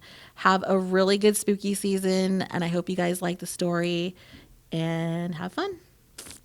Yeah, no, I have a kind of a fun one. So I was working on a movie. I used to work in film production when I lived in New York, and I was working on a movie out in the North Fork of Long Island at this winery. And after we wrapped, I'd kind of become friends with the vineyard owners, and they invited me over just to have dinner and some wine. It was a fun night. And then we got to talking, and they mentioned one of the buildings on their property used to be a brothel in the 1800s. And there had been this crazy murder there. And this guy had been with one of the prostitutes in the upstairs bedroom, and his wife had caught him and shotgunned everyone to death, including him. And they said, sorry. They said the headboard is completely the same as it was when that happened. And if you are single and sleep in that bed, you'll feel him try to spoon you. And I was like, yeah, right. I'm going to sleep in the bed. I'll be fine. Like, I was totally incredulous and single at the time, which is perhaps why certain events unfolded as they did. So anyway, I went to, this building, and it's that part of the North Fork is just pitch black. Like, it's hard to explain how dark it was. And you're going up this flight of stairs, and it's on the top floor, and it's like, it's a really old, building that was, so I was already kind of teed up to be a little like, okay, this is a little scarier than I was expecting. And then I got, I crawled into the bed, and I was laying there, and my heart was racing, and I was like, yeah, see, there's nothing. And it was like, I couldn't tell if someone was hiding under the bed messing with me and like tugging the sheet down, but it felt like someone was like putting their arm around me, and the sheets were sort of tightening around me. And I was like, and I like got up, and I looked under the bed, and there was no one there. And I went streaking out of there like a bat out of hell, screaming. So it was a very brief encounter because I got so scared so fast, but it distinctively felt like the sheets shifting and kind of tightening as if someone was leaning around you and like kind of spooning you, it was like, so the next morning I met up for coffee and eggs and they were like, did you feel them? And I was like, yeah, I did. And they're like, yeah, it's just, it happens every time. So anyway, that's my ghost story, but it was very visceral and very scary. Yeah. That's mine. And yeah, I love your story, Gene. That it's so it's a great one. The fact that, I mean, it took no time too. Like as soon as you settled in, like, all right, time to cuddle. Yeah. That's no, wild. I didn't. It was maybe like in my head, it was like 5 minutes later. I don't know how long I was laying there, but it was fast. And yeah, I don't know. Yeah. That's wild. All I right. love it. So, so I don't know if you would call this a ghost story, because I don't know how you really define a shadow person. I think that's one of my favorite topics. It's one of my favorite types of phenomena. But anyway, people will see an opaque black figure standing in the room, and often it's as you're falling asleep or waking up, so it's in your bedroom with you. And I did have an occasion where this happened to me once, and it was kind of before I knew a lot about this. But I, after a long weekend, myself and a friend were sitting down. It wasn't even nighttime yet. We were watching a movie, and I just zonked out. I fell asleep, and my friend turned to start to talk to me, not knowing that I'd fallen asleep. And as I woke up, I looked over at them, and there was a tall, completely opaque black, you couldn't see through them, figure standing beside her, looming down, looking over her. And it was so sudden and instant that it wasn't even scary. I just shot up and said, oh, somebody else is here. And as I said that, this thing disappeared really quickly. And it was at that moment, I kind of remember that as I was drifting off to sleep, I felt what felt like a hand brushed down from my knee down towards my foot. And I kind of just assumed that maybe there's a blanket at the foot of the bed, and it just kind of, gravity pulled it off. So I didn't know if that was really a shadow figure experience, shadow person experience, because I'd never heard of these things making physical contact. I mean, I definitely saw something. And I learned later also that these entities, whatever they are, seem to be drawn towards negative spaces, really dark, negative emotion. They're commonly seen at old asylums and jails, stuff like that. This person was going through a very traumatic time in their life. So I wonder if what they were going through was somewhat attractive to whatever this entity was. And then many years later, doing the bus tour in Los Angeles, telling ghost stories all around LA to countless people, I had two people that were very shaken, and they wanted to come and tell me their own story kind of one-on-one. And in both cases, they were shadow figure stories, both of the times men also. And it was so wild because they described their encounters much more intensely than anything I'd ever heard before, which was that they were physically attacked by shadow figures. And in both cases, they said that they were wrapped up kind of in a big bear hug where they couldn't move their arms. They were pinned to their chest. And at one point, one of the guys said that they broke free, and then they swung and they elbowed the being. And I said, what do you mean you elbowed them? Did it just go through open air? They said, no, it made physical contact, like a human being was there. And they were completely overwhelmed, and they couldn't get through this. And in both cases, I asked, okay, well, obviously this ended. You were in this physical fight, and you were being overpowered. When did it end? How did it end? And they both said that once I realized I couldn't win, they went away. And that is insane. That is intense to me and so scary. I've got goosebumps right now, because one of the ideas is that these things are interdimensional. They're coming over, they're seeping over from some other dimensional plane. And I always wondered, do they even know? Is it just coincidental? Are we seeping through similarly? But now some other theories start to pop out. Like, is this the first scale of an invasion? Where at first, for the longest time, they were just appearing and observing us. And now maybe they're testing the water a little bit. So I'll let you go with that charming thought. Sweet dreams. They're coming to wrestle us? Well, they're seeing how much we can fight back, and turns out we're pretty easy prey. I am Good going news to. is I'd give up fast. I am going to die. I'm just gonna die. That's it. Happy Halloween, everybody. All right, here's a personal paranormal experience that happened to me while I was working on the tour in Lake Geneva, Wisconsin. Now, Lake Geneva is a tourist town between Chicago and Milwaukee. Um, Famously, it's where Dungeons and Dragons was invented in the 70s. And so the company that created Dungeons and Dragons was based there up until the 90s when it was bought. And it's a vacation town. It's a touristy kind of place. It's where the people from Chicago go for the weekend in a lot of situations. And it's also where, after the Great Chicago Fire, a lot of Chicago's millionaires went up to build their vacation homes around the lake. And so, working on the Lake Geneva Ghost Tour, it's got a nice little downtown. It's a really small town that gets huge every weekend over the summer. And working in the downtown, everything's built in like the early 1900s. And we're at the site of this old shop where I'm with my two guides, and we're walking like through the route. One of the guys used to work at this. It was a gift shop for a while. Now it's got it's like a lifestyle shop with plates, and it's the kind of thing that if I walk by, I'm like, that looks like the most boring place in the world. But it's cute and things. And it's like, okay, I want to go to this old gift shop because we used to have weird things happen in the basement. And there's an old tunnel down there that's filled in. But when we were screwing around next to the entrance to the old tunnel, we found a book that was bound. It was full of numbers. So we think there was a gambling operation in the basement. And that's great because a lot of Chicago gangsters came up to Lake Geneva during the 1920s, the Prohibition era. So I'm like, oh, that's a cool thing. We can kind of sneak that in there for the tour.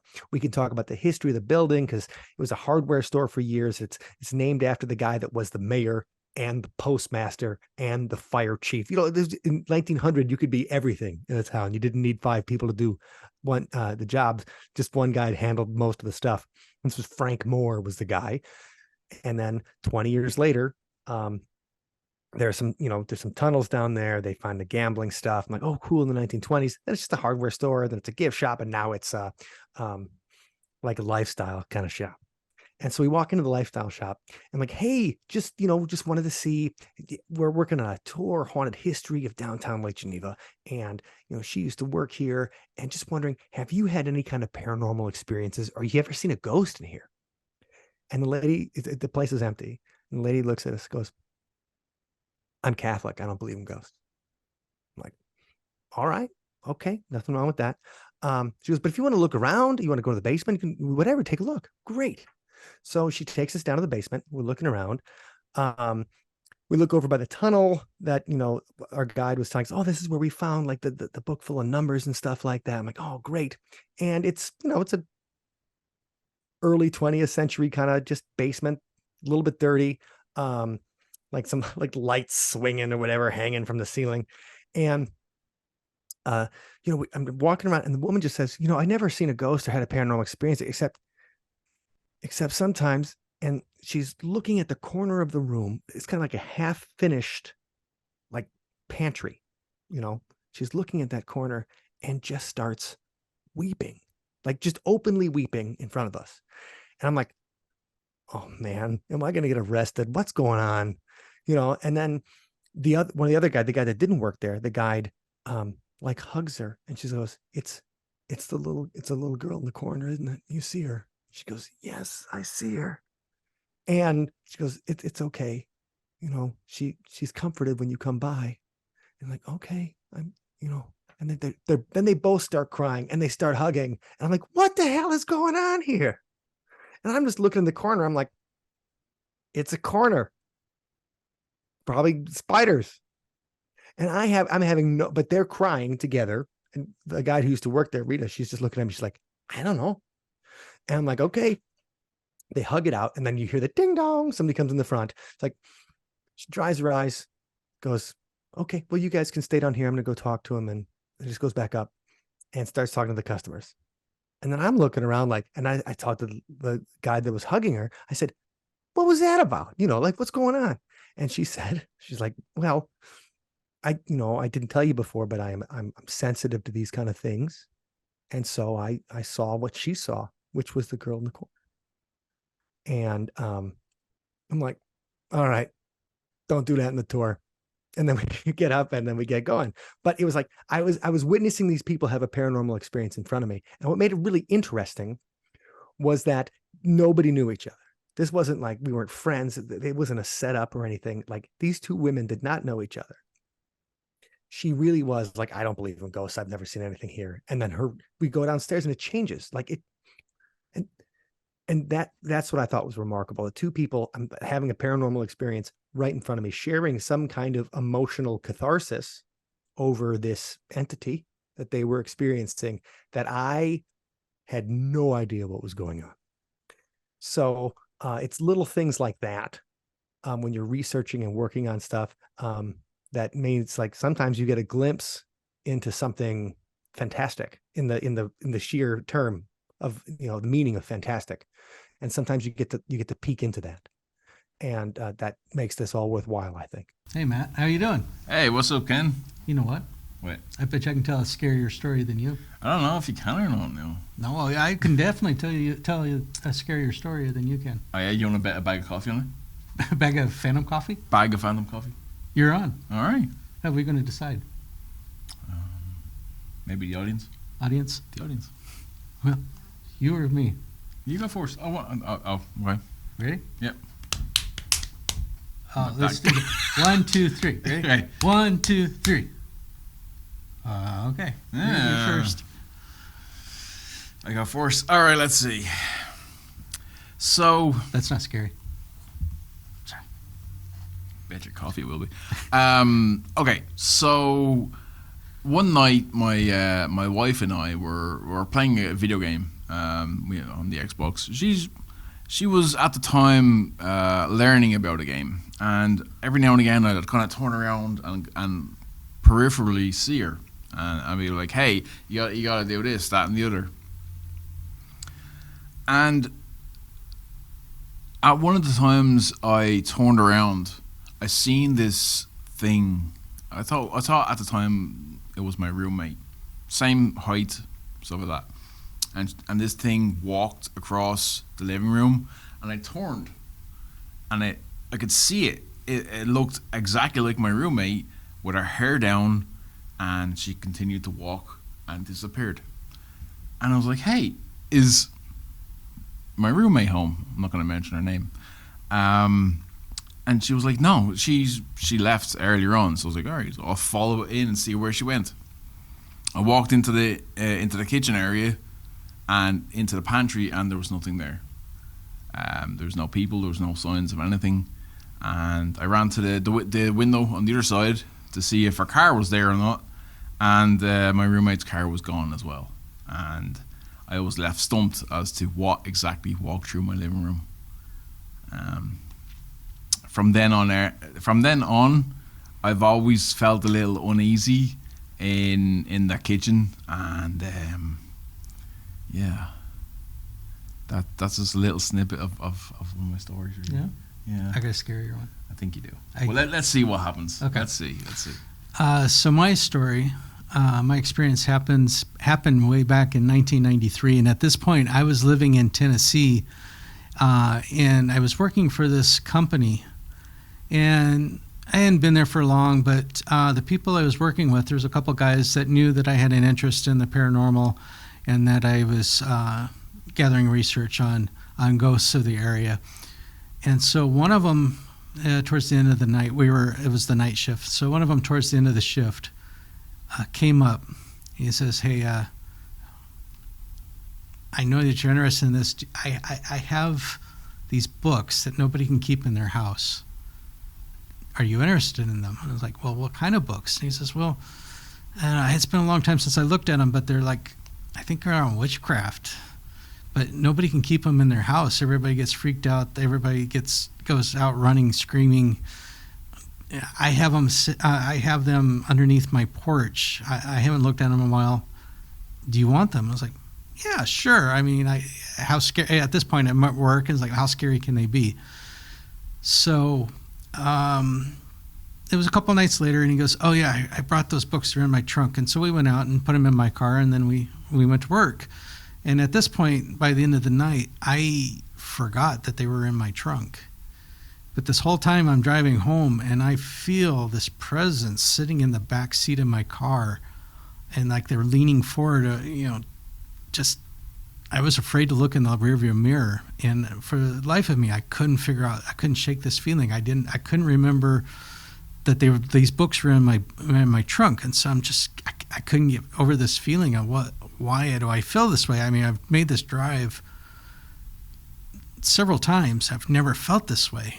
And then I get home, and my roommate was still up, and it was at that point, it's like, oh yeah, I have these books in my car. So we went out and we brought them in, and these were probably 12, 13 books. And the best way I can describe them, they look just like the Time Life encyclopedia books, of when we were growing up with, the Old West, the collection of the Old West, or the collection of whatever. That was the best way to describe these books. They look like a collection of the Time Life series that they used to advertise on TV. And at first I thought that's exactly what they were. And I was like, well, how can these be scary? But then as we looked through them, we realized that none of these books had any publishing marks. There was no publisher names. There were no copyrights. There was nothing. But this was an encyclopedia of what looked like satanic worship. And I'm not saying that the pictures in them where anybody was being killed, but at the same time, whoever did the makeup was very convincing, because it looked like people were being tortured. It looked like people were being, harmed in these books. And there was people with goats' heads on their heads. And we really didn't read through them, but we were looking through them. It was late at night. We felt uneasy, so we put them back in the box. And then at the front of the house, we had a little closet for like coats and stuff. We put it in there, and we decided to go to bed. So my bedroom was actually sharing the same wall as the closet we put the books in. And my closet actually butted up against that closet. And so, I went in, turned off the lights, and that feeling that was in the back of my car returned, and it felt like something was in the closet, my closet in the bedroom, and that if I didn't have the doors closed, they were going to come out and get me. I mean, I had that just strong innate feeling that this thing, that was so angry, was going to come through. And finally got to the point where I couldn't turn my back to the closet and forget about it and try to go to bed. I had to turn the light on in the closet. And at that point it felt like, it's just, I can't really describe this feeling of just sheer anger, sheer fear. And so that was what was going on in my room. At the same time, my roommate in his room wasn't as intense, but he still had the feeling he was being watched. And then in the living room of the house, we had two 80s style full-size arcade games. And one of them was turned off, and the other one didn't make any noise unless you put a quarter into play. And the one that was turned off started making noise, which shouldn't be because it's off. And then the one that it wouldn't make noise, and it started making not the normal sounds, but like it was trying to make the sounds. It was like not enough electricity going into the machine to make their accurate noise. And so we would come out into the living room to figure out what was going on. And then at that point, you just feel like you're still being watched from every corner of the house, the shadows. And then the telephone, this is long before everybody had cell phones, so we actually had a landline, and the phone would actually start to try and ring. It wasn't a full ring, it was try to start to ring. And we'd pick it up, and you're expecting to hear something, but we did get just the dial tone, which was, I guess, in looking back, was a lot better than if there was a spectral voice or whatever, but so it was weird. We were unsettled. We'd both go back to our bedrooms, and then the smoke detector on the wall was actually not battery powered. It was actually tied into the electricity of the house, and it was doing the same thing as everything else. It sounded like it wasn't getting enough power, but it was still making a noise, and we'd have to come out and check on it. And this went on all night long. We got very little sleep because we felt like there was being watched. We felt like something was just waiting to touch us, to get us. And then the noises, and then, finally the daylight came. We were exhausted. We were on edge. We were just unsure of what we just went through. And unfortunately that morning, well, I guess fortunately for me, I had to be somewhere, so I got ready and I left. And while I was gone, my roommate's girlfriend, which became his wife, came over, and she was very religious, and he told her about what happened and showed her the books, and they both took the books and put them in their car and drove it to a nearby church where they dumped them in the dumpster. And then she came back through and gave a blessing of the house. And I know when I was dreading coming back home after what I had to do that day.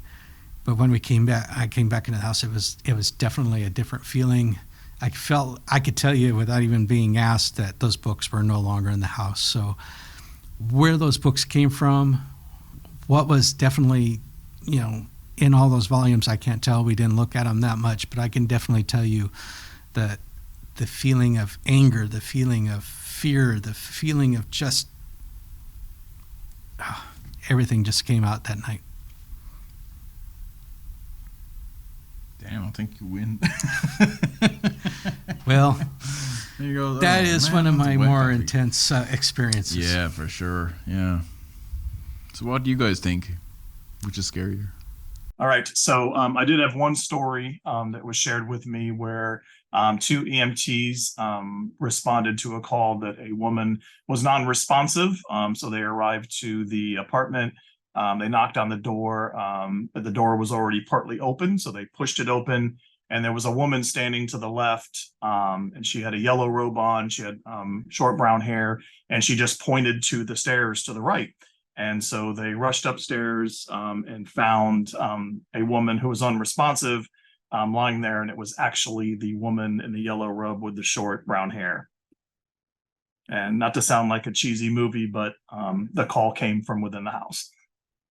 Oh, not everybody. Hello, OC Paracon, and all viewers, watchers, nephews, nieces, cousins, uncles, grandfathers, grandmothers, and all the way down the line of whoever you are and wherever you're watching this. My name is Sean Clyn from Sean Clyn Shadow Productions, formerly of Unearthing the Supernatural, and I'm here to tell you a scary story. So this story I'm going to be telling you is going to be one of the ceremonies I went to with my brother in Sedona, Arizona. So we got a call about a patient, a non-Indigenous woman asking for help for my brother. And she was telling us that there was some things running around her house and some dark energies in there, making him feel sick, making him feel nauseous, making him feel dizzy. And those are kind of common signs when, you're starting to feel those kind of feelings and you're seeing things in your house, voices calling out to you in your house. It's kind of starting to get bad. And so with Sedona being such a sacred area to us Indigenous people, there's a lot of stories that go with it about how those red rocks were formed, those mountainscapes and everything. And it's a very, very powerful, powerful area. So come to recent times, a lot of people have went and moved over there without really knowing a lot of the backstory of how that place was formed and founded. So we show up at that house and immediately, we could just feel a presence in there, but it was distant, if that makes sense. If it's like a normal haunting or a normal kind of darker entity, they can have their energy pulsating throughout the house and you can kind of feel it. But this one was a little bit different. This one, you can get hints of it in certain places, certain sections of the house, but it wasn't very pronounced. And we were just like, okay, this is a little different. This is a little weird. And so we introduce ourselves to the family. They prepare some food for us, and that's something traditionally accustomed to. Whenever you have a medicine man at your house doing ceremony, you always cook food for them. So while we were eating, they were telling us things that their dogs were barking, and they would go and lay on their masters in the middle of the night when the darker entity would start to come around, and they would be barking, and they would always be kind of feeling when it starts to come about. Sure enough, while we were having dinner, the dog started barking down the hallway when nobody was down there. So my brother said, okay, let's go ahead and get started. So we begin the ceremony. We set up his altar, and we begin to see what we can do about diagnosing what's happening and what's affecting the family. And so while we were there, I was sitting next to my brother next to his altar, and after a couple songs in, you start to feel the earth start to shake, the house, the bottom of the floor start to rumble. And it was like a cold chill that came from the ground, but instead of cold, it was darkness that came from the back door of the home. And we were there, and I just look at him, and I say, Audit. Audit means they're coming. And he's like, oh. So when you know those songs and the procedure to be able to call out what's there, we were sitting there, and my brother asked in language, he was just like, who are you? And down the hallway you hear, I heard whispers down that way, but he was speaking the spiritual language. And my brother began talking with the deity that was down there. He's like, what do you want? And the darker entity went and told him, this is my house. This is my land. This is where I belong. These people have no right to be here. My brother said, yes, it is your home. Yes, it is your land. But these people are living here now. They're peaceful people. Can you find a resolution to what's going on here? And the entity said, no, this is my land. This is where I belong. They are but visitors here.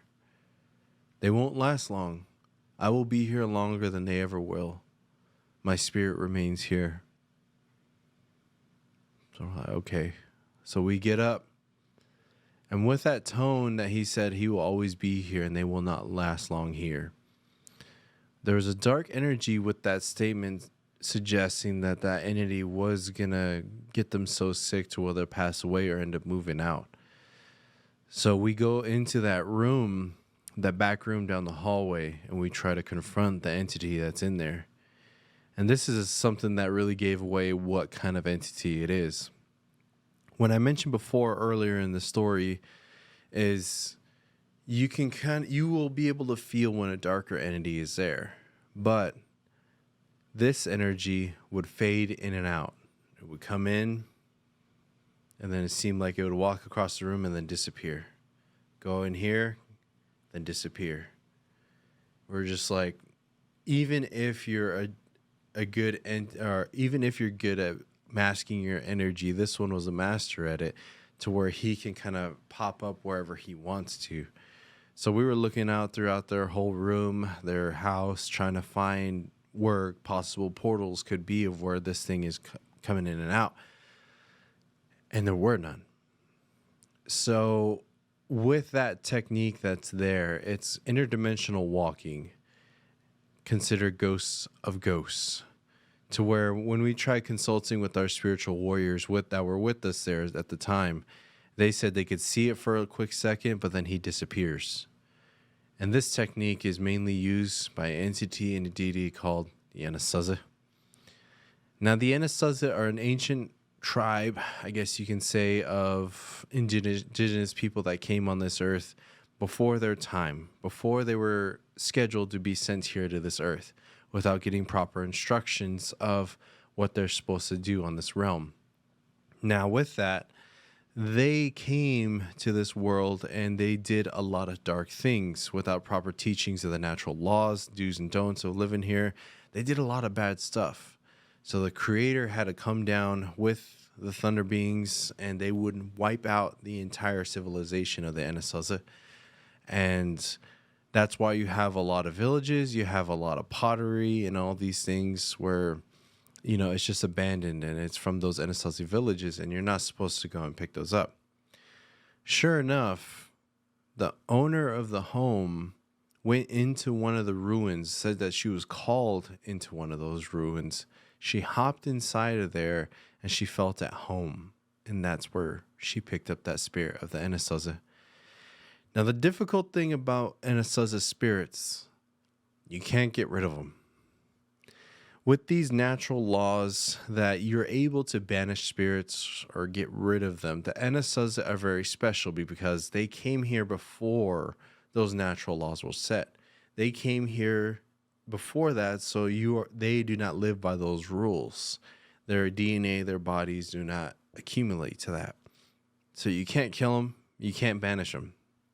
Now, that's the thing is, during that ceremony, we tried our best to try to calm it down as best as we could, and we did. We spoke with it, we came to terms with it pretty much, and we were came to an agreement that the homeowner apologized for walking in its home, apologized for this and that, and they came to an understanding. So we thought. A couple days later, the homeowner reaches out back to us and says, hey, it's back and it's even worse now. So I said, okay. So this one, my brother for the second ceremony was not able to go.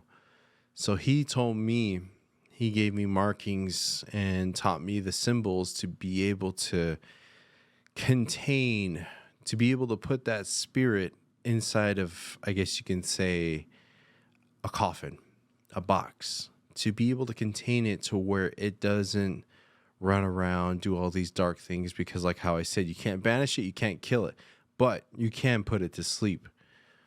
So we were able to wrangle up that dark spirit, and during that time, you would hear voices of it getting mad, and luckily our spiritual warriors were able to grab it, harness it, and put it inside of a box. What my duties were at that time were to draw the symbols on top of the box, say the prayer, say the songs, to be able to put it to sleep. Now, afterwards, the spirits put it deep inside underground under the house. Now, how long will that seal hold? How long will that being be asleep? Who knows?